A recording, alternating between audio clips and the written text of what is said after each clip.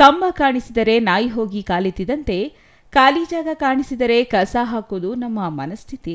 ಇನ್ನು ಯಾವುದೇ ಗೋಡೆ ಕಾಣಿಸಿದರೂ ಅಲ್ಲಿ ವಿವಿಧ ಜಾಹೀರಾತುಗಳ ಪೋಸ್ಟರ್ಗಳು, ರಾಜಕೀಯ ನಾಯಕರ ಹುಟ್ಟುಹಬ್ಬಕ್ಕೆ ಶುಭಾಶಯ ಕೋರುವ ಪೋಸ್ಟರ್ಗಳನ್ನು ಅಂಟಿಸಿ ವಿಕೃತಿ ಮೆರೆಯುವುದು ಕೂಡ ನಮ್ಮದೇ ಮನಸ್ಥಿತಿ.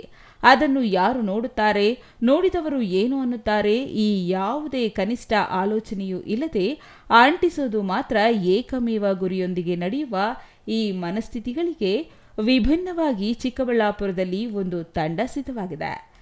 ಆ ತಂಡವನ್ನು ಗುರುತಿಸಿ ಕರೆತಂದು ಇಂತಹ ಖಾಲಿ ಗೋಡೆಗಳು ಲಕಲಕ ಅಂತ ಹೊಳೆಯುವಂತೆ ಮಾಡುವಲ್ಲಿ ನಗರಸಭೆ ಉಪಾಧ್ಯಕ್ಷರು ಮುಂದಾಗಿರುವುದು ನಿಜವಾಗಿಯೂ ಅಭಿನಂದನೆ.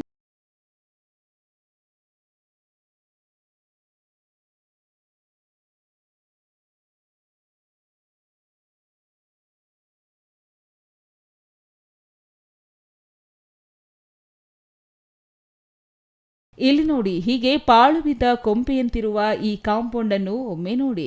ಇದು ಚಿಕ್ಕಬಳ್ಳಾಪುರದ ಪ್ರಶಾಂತ ನಗರದಲ್ಲಿರುವ ಪೊಲೀಸ್ ವಸತಿ ಗೃಹಗಳ ಕಾಂಪೌಂಡ್.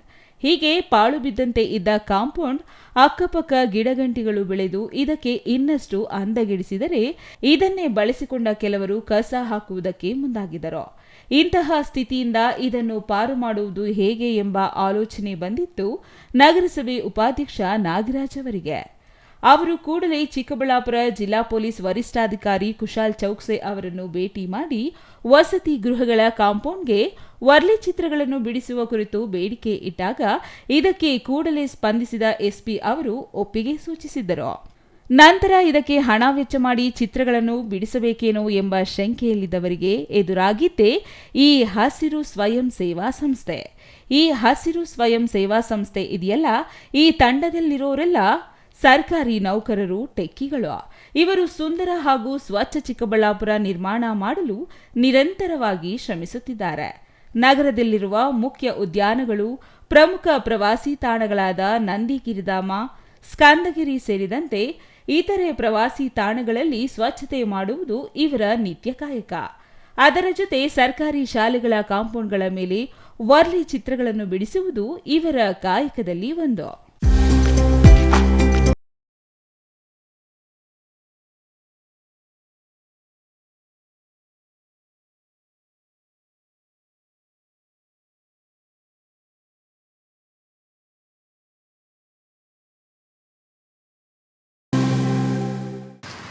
ನಾನು ಒಬ್ಬ ಸಾಫ್ಟ್ವೇರ್ ಉದ್ಯೋಗಿ, ಬೆಂಗಳೂರಲ್ಲಿ ಕೆಲಸ ಮಾಡ್ತೀನಿ.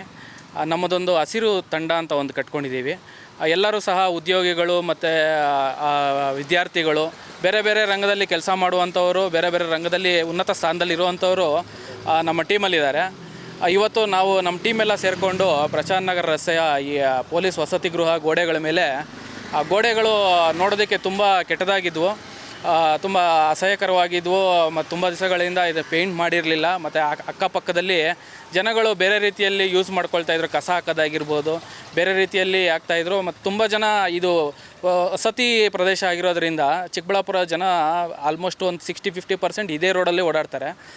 ನಾವು ಈಗ ಈ ರೋಡಲ್ಲಿ ಈ ಗೋಡೆ ಮಾಡಿರೋ ಉದ್ದೇಶ ಏನಂದರೆ, ನಮ್ಮ ಚಿಕ್ಕಬಳ್ಳಾಪುರ ಸ್ವಚ್ಛ ಸುಂದರವಾಗಿ ಕಾಣಿಸ್ಬೇಕು ಅನ್ನೋ ಉದ್ದೇಶದಿಂದ ಈ ಗೋಡೆಗಳನ್ನ ಸ್ವಚ್ಛಗೊಳಿಸಿ ಮತ್ತು ಈ ವರ್ಲಿ ಆರ್ಟನ್ನು ಪೇಂಟ್ ಮಾಡಿ ವರ್ಲಿ ಆರ್ಟನ್ನು ಮಾಡಿದ್ದೀವಿ. ಇದೆಲ್ಲನೂ ಕೂಡ ನಮ್ಮ ಸ್ವಯಂ ಸೇವಕರು ಮಾಡಿರುವಂಥದ್ದೇ, ಯಾವುದೇ ಪ್ರೊಫೆಷ್ನಲ್ಸ್ ಏನೂ ಅಲ್ಲ. ಬಟ್ ಎಲ್ಲರೂ ಬೇರೆ ಬೇರೆ ರಂಗದಲ್ಲಿರೋರು, ನಮ್ಮ ಊರಿನ ಬಗ್ಗೆ ಒಂದು ಚೆನ್ನಾಗಿರಬೇಕು ಅನ್ನೋ ಅಭಿಪ್ರಾಯ ಹೊಂದಿರೋರು ಎಲ್ಲ ಸೇರಿಕೊಂಡು, ಸಮಾನ ಮನಸ್ಕರು ಸೇರಿಕೊಂಡು ಮಾಡಿರುವಂಥ ಕೆಲಸ ಇದು. ನಾವು ಮಾಡಿರೋ ಉದ್ದೇಶ ಒಂದೇ, ನಾನು ಈಗಾಗಲೇ ಹೇಳ್ದಂಗೆ ನಮ್ಮ ಚಿಕ್ಕಬಳ್ಳಾಪುರವನ್ನು ಸ್ವಚ್ಛವಾಗಿ ಸುಂದರವಾಗಿ ಮಾಡಬೇಕು. ಮತ್ತು ನಾನು ನಾಗರಿಕರಲ್ಲಿ ಒಂದು ಕೇಳ್ಕೊಳ್ಳೋದೇನೆಂದರೆ, ಇದು ಎಲ್ಲರ ಜವಾಬ್ದಾರಿ. ನಾವೇನು ಮಾಡಿದ್ದೀವಿ ಇದರಿಂದ ಪ್ರೇರಣೆಗೊಂಡು ಬೇರೆ ಬೇರೆ ನಿಮ್ಮ ತಾವು ಇರೋ ಏರಿಯಾಗಳಲ್ಲಿ ತಾವು ಕೂಡ ಸ್ವಚ್ಛವಾಗಿ ಸುಂದರವಾಗಿ ಇಟ್ಕೊಳ್ಬೇಕು.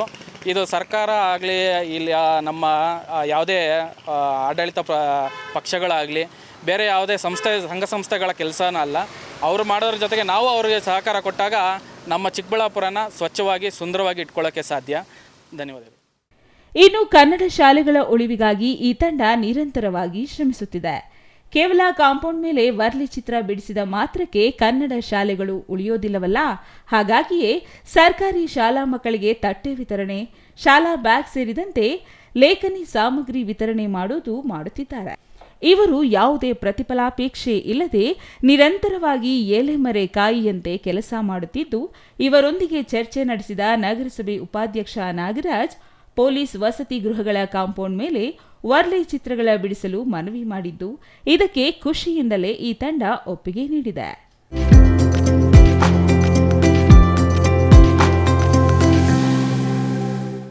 ಚಿಕ್ಕಬಳ್ಳಾಪುರದಲ್ಲಿ ಈಗಾಗಲೇ 12-13 ವರ್ಷಗಳಿಂದ ಹಸಿರು ಸ್ವಯಂ ಸೇವಾ ಸಂಸ್ಥೆ ಇದು ಸಮಾಜಮುಖಿ ಕೆಲಸಗಳನ್ನು ಮಾಡಿಕೊಂಡು ಬರ್ತಾ ಇದೆ. ಚಿಕ್ಕಬಳ್ಳಾಪುರದಲ್ಲಿ ಅನೇಕ ಪಾರ್ಕ್ಗಳನ್ನು ಸ್ವಚ್ಛ ಮಾಡಿದ್ದೀವಿ. ಒಂದು 18 ಸ್ಕೂಲುಗಳಿಗೆ ವರ್ಲಿ ಆರ್ಟನ್ನು ಮಾಡಿದ್ದೀವಿ. ಒಂದು 8 ದೇವಸ್ಥಾನಗಳನ್ನು ಸ್ವಚ್ಛವಾಗಿ ಮಾಡಿದ್ದೀವಿ. ನಂದಿ ಬೆಟ್ಟ ಮತ್ತು ಇತರ ಬೆಟ್ಟಗಳನ್ನೆಲ್ಲ ನಾವು ಸ್ವಚ್ಛತೆ ಮಾಡ್ತಾನೇ ಇರ್ತೀವಿ. ನಮ್ಮ ಮೂಲ ಉದ್ದೇಶ ಏನು ಅಂತಂದರೆ, ಶಾಲೆಗೆ ಹೋದರೆ ಕಲ್ಯಾಣಿಗಳನ್ನು ಕೂಡ ಸ್ವಚ್ಛತೆ ಮಾಡಿದ್ವಿ. ಶಾಲೆಗೆ ಹೋದರೆ ಕನ್ನಡ ಶಾಲೆಯನ್ನು ಉಳಿಸಿ ಬೆಳೆಸಿ ಕಾರ್ಯಕ್ರಮ ಅಡಿಯಲ್ಲಿ ಒಂದು 18 ಶಾಲೆಗಳಿಗೆ ವರ್ಲಿ ಕಲೆಯನ್ನು ನಾವು ಮಾಡಿದ್ದೀವಿ. ಹಾಗೆ ಅದರ ಜೊತೆಯಲ್ಲಿ ಈ ಕನ್ನಡ ಶಾಲೆಗಳಿಗೆ ತಟ್ಟೆಯನ್ನು ಪುಸ್ತಕಗಳನ್ನು ಕೊಡುವಂಥ ಕೆಲಸವನ್ನು ಮಾಡಿದ್ದೀವಿ. ಈಗ ಮೂಲ ಉದ್ದೇಶ, ನಮ್ಮ ಹಸಿರು ಸ್ವಯಂ ಸೇವಾ ಸಂಸ್ಥೆಯ ಮೂಲ ಉದ್ದೇಶ ಅಂದರೆ ನಗರವನ್ನು ಹಸಿರುಮಯವನ್ನಾಗಿ ಮಾಡುವುದು ಮತ್ತು ಸುಂದರವನ್ನಾಗಿ ಮಾಡುವಂಥ ಉದ್ದೇಶದಿಂದ ನಾವು ಈಗ ಪ್ರಶಾಂತ ನಗರದಲ್ಲಿ ಇರತಕ್ಕಂಥ ಈ ಪೊಲೀಸು ವಸತಿ ನಿಲಯದ ಗೋಡೆಗೆ ನಿನ್ನೆ ಮತ್ತು ಇವತ್ತು ಆ ಗೋಡೆಯನ್ನು ಸ್ವಚ್ಛಗೊಳಿಸಿ ವರ್ಲಿ ಕಲೆಯನ್ನು ಮಾಡುವುದರ ಮೂಲಕ ಅದರ ಮೇಲೆ ಮಕ್ಕಳ ಸಹಾಯವಾಣಿ, ಹಿರಿಯರ ಸಹಾಯವಾಣಿ, ಆಂಬ್ಯುಲೆನ್ಸ್, ಅಗ್ನಿಶಾಮಕ ಇವೆಲ್ಲ ಸಹಾಯವಾಣಿಗಳನ್ನು ಇದರ ಮೇಲೆ ಬರೆದಿದ್ದೀವಿ. ಸಾರ್ವಜನಿಕರಿಗೂ ಕೂಡ ಈ ನಂಬರ್ಗಳು ಸುಲಭವಾಗಿ ಸಿಗಲಿ ಅನ್ನುವಂಥ ಉದ್ದೇಶ. ಈ ಸಂಸ್ಥೆಯಲ್ಲಿ ಅನೇಕ ಸರ್ಕಾರಿ ನೌಕರರಿದ್ದಾರೆ ಮತ್ತು IT-BT ಕಂಪ್ನಿಯಲ್ಲಿ ಕೆಲಸ ಮಾಡ್ತಕ್ಕಂಥವ್ರಿದ್ದಾರೆ. ಚಿಕ್ಕಬಳ್ಳಾಪುರ ತಹಸೀಲ್ದಾರ್ ಆಫೀಸಲ್ಲಿ ಕೆಲಸ ಮಾಡೋರು, DC ಆಫೀಸಲ್ಲಿ ಕೆಲಸ ಮಾಡ್ತಕ್ಕಂಥವ್ರು, ಬ್ಯಾಂಕಲ್ಲಿ ಕೆನರಾ ಬ್ಯಾಂಕಲ್ಲಿ ಮ್ಯಾನೇಜರ್ ಆಗಿ ಕಾರ್ಯವನ್ನು ಮಾಡ್ತಾಯಿದ್ರು. ಅವರು ಕೂಡ ರಾಜೇಶ್ ಅಂತ, ಅವರು ಕೂಡ ಇದರಲ್ಲಿ ಇದ್ದಾರೆ. ಒಟ್ಟು ಈ ಟೀಮಲ್ಲಿ ಒಂದು 40-50 ಜನ ನಾವು ಇದ್ದೀವಿ. ಇನ್ನು ಗಿಡಗಂಟಿಗಳು ಕಸದಿಂದ ತುಂಬಿ ಹೋಗಿದ್ದ ಕಾಂಪೌಂಡ್ ಅಕ್ಕಪಕ್ಕದ ಜಾಗವನ್ನು ನಗರಸಭೆ ಪೌರ ಕಾರ್ಮಿಕರನ್ನಿಟ್ಟುಕೊಂಡು ನಿನ್ನೆಯೇ ಸ್ವಚ್ಛಗೊಳಿಸಿದ ನಗರಸಭೆ ಉಪಾಧ್ಯಕ್ಷರು ಇಂದು ಹಸಿರು ಸ್ವಯಂ ಸೇವಾ ತಂಡ ಕಾಂಪೌಂಡ್ ಮೇಲೆ ವರ್ಲಿ ಚಿತ್ರ ಬಿಡಿಸಲು ಅಗತ್ಯವಿರುವ ಸಹಕಾರವನ್ನು ನೀಡಿದ್ದಾರೆ. ಇದರಿಂದಾಗಿ ಇಂದು ಆಗಮಿಸಿದ ಈ ತಂಡ ಪಾಳು ಬಿದ್ದಂತೆ ಇದ್ದ ಪೊಲೀಸ್ ವಸತಿ ಗೃಹಗಳ ಕಾಂಪೌಂಡ್ ಇಂದು ಲಕ ಹೊಳೆಯುವಂತೆ ವರ್ಲಿ ಚಿತ್ರಗಳನ್ನು ಬಿಡಿಸಿ ನಾಗರಿಕರ ಮೆಚ್ಚುಗೆಗೆ ಪಾತ್ರವಾಗಿದೆ. ವಿದ್ಯಾವಂತರ ತಂಡ ಸಮಾಜಮುಖಿ ಕೆಲಸಗಳನ್ನು ಮಾಡಿದರೆ ಏನಾಗಲಿದೆ ಎಂಬುದಕ್ಕೆ ಪೊಲೀಸ್ ವಸತಿ ಗೃಹಗಳ ಈ ಕಾಂಪೌಂಡ್ ಉತ್ತಮ ನಿದರ್ಶನ. ಯಾವುದೇ ಸ್ವಾರ್ಥವಿಲ್ಲದೆ ಸಮಾಜದ ಹಿತಕ್ಕಾಗಿ ಶ್ರಮಿಸುತ್ತಿರುವ ಹಸಿರು ಸ್ವಯಂ ಸೇವಾ ತಂಡ ನಿಮ್ಮದೊಂದು ಮೆಚ್ಚುಗೆ ಇರಲಿ. ಈ ತಂಡ ಚಿಕ್ಕಬಳ್ಳಾಪುರದಲ್ಲಿ ಮತ್ತಷ್ಟು ಸಮಾಜಮುಖಿ ಕೆಲಸಗಳನ್ನು ಮಾಡುವ ಮೂಲಕ ಅವರ ಮುಖ್ಯ ಗುರಿಯಾಗಿರುವ ಸ್ವಚ್ಛ ಮತ್ತು ಸುಂದರ ಚಿಕ್ಕಬಳ್ಳಾಪುರ ಶೀಘ್ರದಲ್ಲಿಯೇ ನಿರ್ಮಾಣವಾಗಲಿ ಎಂದು ಹಾರೈಸೋಣ, ಅಲ್ಲವೇ? Thoudanahalli Ramesh, CTV news, Chikkaballapur.